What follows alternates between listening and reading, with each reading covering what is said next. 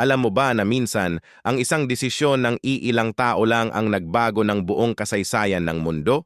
Noong simula ng ika-15 siglo, ang China ay may pinakamakapangyarihang armada sa buong mundo.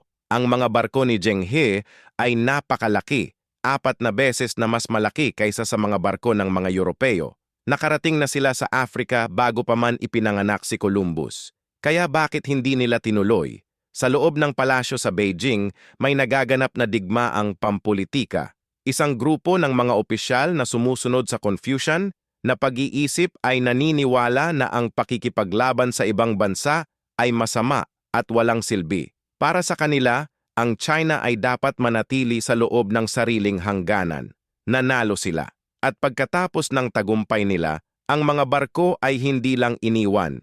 Sinunog nila ang mga ito. Ipinagbawal ang paggawa ng mga bagong barko. Pinarusahan ang mga mangangalakal na lumabas sa dagat. Isang bansa na halos nangibabaw sa mundo ay kusang loob na bumalik sa dilim. At sa espasyong iyon na iniwan ng China, pumasok ang Europa. Ang resulta, ang mundo na ating kilala ngayon.